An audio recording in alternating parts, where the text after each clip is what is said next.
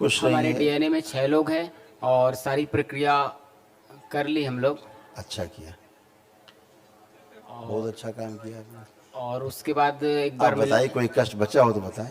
हाँ गुरुजी, कष्ट तो नहीं बचा है, लेकिन कुछ कुछ ऐसे महसूस होता है कि सब कुछ। भ्रम, अब आप भ्रम बचाए, लेपन करें। लेपन किया नहीं, लेपन नहीं करोगे तो एक बार आप देखो, एक बार आप सबसे बात हो जाए, जितने लोग बैठे हो आपके समेत।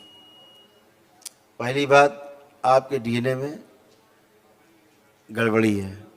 जी बाबा पहली जी। बात महसूस करते हो? हाँ। हाँ, गड़बड़ है। सभी लोग ध्यान से सुने, जो आप लोग मिलने के लिए बैठे हो। दो बात बहुत ध्यान से सुन लें।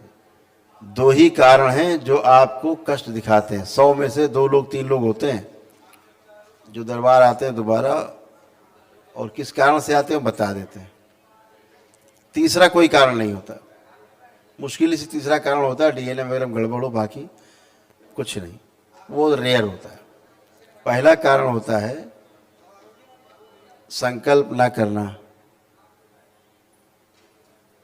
या परिवार का ऐसा कोई सदस्य जो आपके डीएनए की ऊर्जा पथ में शामिल है, वो संकल्प प्रार्थना नहीं करता, लेपन नहीं करता, तो आप उसकी प्रार्थना करते हो तो उसके रोग और कष्टों की स्मृतियां आप में ट्रांसफर होती हैं, और आपके जो रोग और कष्ट होते हैं वो दिखाती फिर वो कि आप, तो आपको लगता है मुझे बहुत कष्ट है।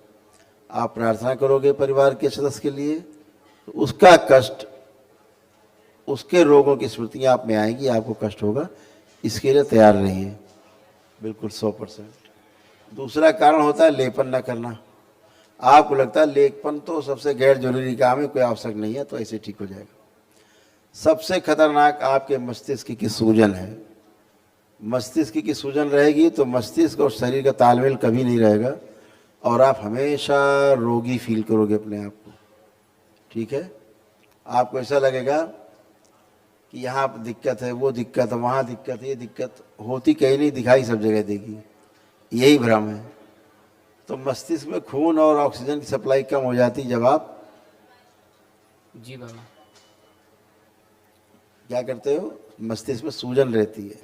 ठीक है, तो मस्तिष्क में सूजन के कारण आपके ब्रेन में खून की और ऑक्सीजन सप्लाई कम हो जाती है।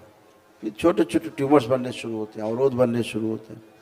फिर एक कॉम्प्लिकेशन होता है, स्वेलिंग बनती है, नकारात्मकता आती है तमाम, है ना। फिर क्या होता है, फिर आपको तमाम प्रकार के खतरनाक रोगी बनने शुरू हो सकते हैं, और इतना खतरनाक बन सकते हैं, ये सूजन के कारण, ये सूजन बुखार से लेकर के कैंसर तक निर्माण करती है। तो ये सूजन के कारण भ्रम उत्पन्न होगा। भ्रम सबसे बड़ा रोग है? जी। यहाँ कष्ट है, वहाँ कष्ट है, डॉक्टर कुछ बताएगा, दरबार कुछ देखेगा। ये सब मस्तिष्क की स्वेलिंग के कारण है। तो इसकी सूजन हटाने का कोई उपाय भी नहीं है, और ये ईश्वर कृपा से हटता है। बाबा माँ के द्वारा सीधे लेव आप करते हो, स्वेलिंग जाती है, तो आप ही अच्छे होते हो, इतनी बात है। आप नहीं करते हैं, एक संकल्प प्रार्थना वाली बात, दूसरा लेपन, और तीसरा कोई कारण नहीं है। ये आप सब लोग अंदाजा लगा लीजिए, कहीं न कहीं इतने करके आप बैठे हैं, शायद ही किसी का होगा। इतने लोग बैठे हैं, 1-2 लोगों का डीएनए गड़बड़ो, बाकी कुछ नहीं है, इतनी बात। हाँ बाबा, वही मतलब पापा जी से बहुत पहले प्रॉब्लम था, और अभी सारी प्रक्रिया करने के बाद वो थोड़ा ठीक दिख रहे हैं, लेकिन कहीं ना कहीं कुछ गड़बड़ लग रही थी मुझे। तो एक बार बाबा जी से मिल के क्लियर हो जाऊँ। इसी में एक चीज़ और जोड़ दें, जी। छोटा सा, अगर कि घर का ऐसा कोई सदस्य आप जोड़ लेते हैं जो गलत एनर्जी को इनवाइट करता है, अपना लगा है मन ही मन में, जिसको भगवान माने बैठे, उसी की अपना मन ही मन में पूजा चल रही है, वो एनर्जी इनवाइट होती है। वो आपके डीएनए ऊर्जा पथ में दरवाज़ा खोला, जैसे घर परिवार मान लो 6 लोग रहते हो, जी।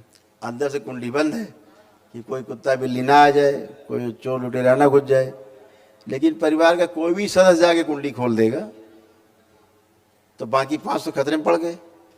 तो कोई एक बैठ करके निगेटिव चीज़ों को नमस्कार प्रणाम कर रहा है, अगरबत्ती दिखा रहा है या जप कर रहा है, वो गंदगी तो आई, दरवाज़ा खोल दिया उसने, गंदगी आएगी, बाकी डीएनए के लोग खतरे में पड़ जाते हैं। ये भी एक कष्ट होता है। जी बाबा। हाँ, ये खास तौर से बुजुर्गों से आता है। बुजुर्गों से बचना बहुत मुश्किल काम है। ये जो बाहर वाली गंदगी समेटते, ज़्यादातर घर के बुजुर्ग समेटते हैं, या कुछ महिलाएं होती हैं जो आपके भाइयों की पत्नियां हैं, या कुछ ऐसे लड़कियां हैं वो जो कर रही हैं अपना उठा पटक, उससे आता है। जी ये बाबा। तो इतना ही केवल सुधार लो तो कोई भागने की जरूरत ही ना पड़े। मात्र संकल्प प्रार्थना से आप अच्छे होते हो। जितना भी आप लोग अच्छे हुए, प्रार्थना संकल्प से तो अच्छे हुए हो ना, जी। है ना?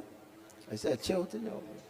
और एक चीज़ और पूछनी थी बाबा, हाँ। मेरी मैरिज हो गई है और एक लड़का भी हुआ था, वो 5 दिन रहा, उसके बाद अभी तक कुछ वो भी नहीं है आगे का। आंखें बंद करके अपने धर्मपति देखिए,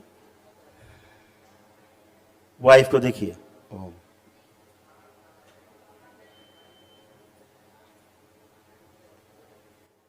ओम उस सभी स्मृति नष्ट की जाए, संतान उत्पन्न नहीं होने देना चाहिए, संतान उत्पत्ति नहीं सकते, बैलेंस शुद्धि कर दी जाएगी जननांग प्रजनन।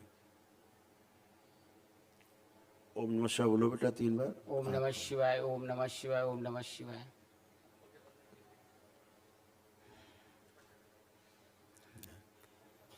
धर्म पत्नी की जी। लेपन कराई कम से कम 3-4 महीने, जी बाबा। और नेचुरल संतान होगी। जी।